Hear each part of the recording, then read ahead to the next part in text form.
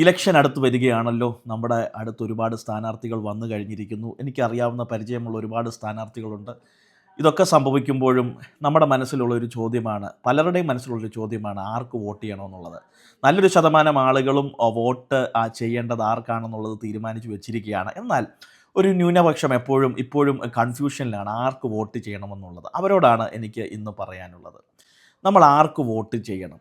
അതൊരു വലിയ സംശയമാണ് പലർക്കും. നമ്മുടെ സംസ്ഥാനത്ത് വിവിധ രാഷ്ട്രീയ പാർട്ടികളുണ്ട്.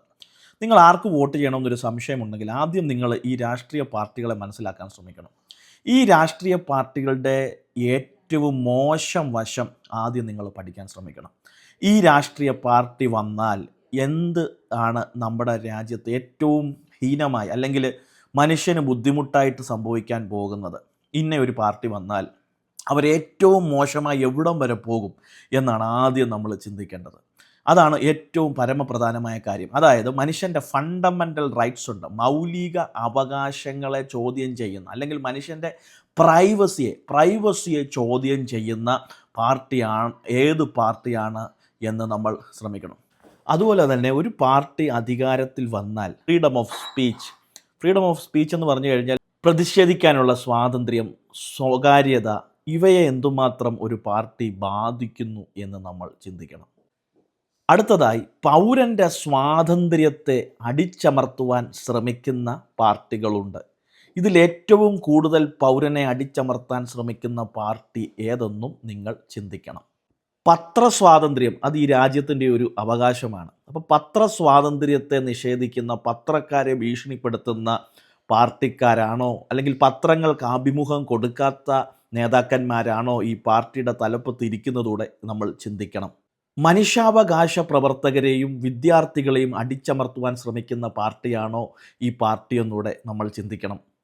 അതോടൊപ്പം തന്നെ ഭരണഘടന ഉറപ്പ് നൽകുന്ന ജുഡീഷ്യറി സിസ്റ്റത്തെ അട്ടിമറിക്കുവാൻ ശ്രമിക്കുന്നവരാണോ ഈ പാർട്ടിയെന്നും നമ്മൾ ചിന്തിക്കണം. CBI, റിസർവ് ബാങ്ക് ഇങ്ങനെയുള്ള തലങ്ങളുണ്ട്. അവിടെയൊക്കെ ഇവർ കൈകടത്തുന്നുണ്ടോ എന്നും നാം ചിന്തിക്കണം.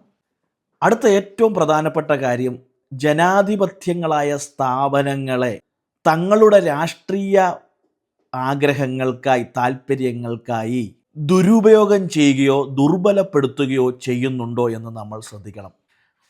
അടുത്ത ഏറ്റവും പ്രധാനപ്പെട്ട കാര്യം, ഒരു പാർട്ടി ജനങ്ങളെ മതം, ജാതി, ഭാഷ എന്നിവയുടെ പേരിൽ ഭിന്നിപ്പിച്ച് രാഷ്ട്രീയ നേട്ടം കൊയ്യാൻ ശ്രമിക്കുന്നുണ്ടോ എന്നും നാം ചിന്തിക്കണം. വർഗീയ കലാപങ്ങൾ നടത്താൻ ശ്രമിക്കുന്ന പാർട്ടിയാണോ? സമൂഹത്തിൽ വിഭാഗീയ ചിന്തകൾ പരത്തുന്ന പാർട്ടിയാണോ? ഈ പാർട്ടികളെല്ലാം രാജ്യത്തിൻ്റെ ഐക്യത്തിനും സമാധാനത്തിനും ഭീഷണിയാണെന്ന് നിങ്ങൾ മനസ്സിലാക്കണം.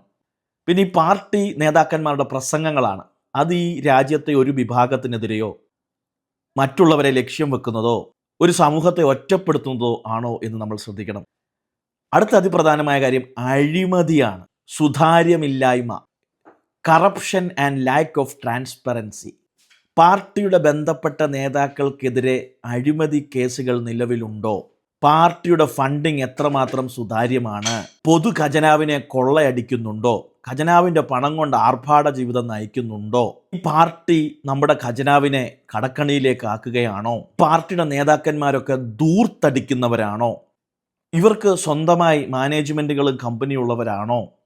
അപ്പോൾ ഇങ്ങനെ സംഭവിക്കാം. ഒരു പാർട്ടി മൗലിക അവകാശങ്ങളിൽ വലിയ ഭീഷണി ഉയർത്തുമ്പോൾ മറ്റൊരു പാർട്ടി അഴിമതിയിൽ മുങ്ങിക്കിടക്കുന്നു. അപ്പോൾ ഒരു പാർട്ടിയും പെർഫെക്റ്റ് അല്ല.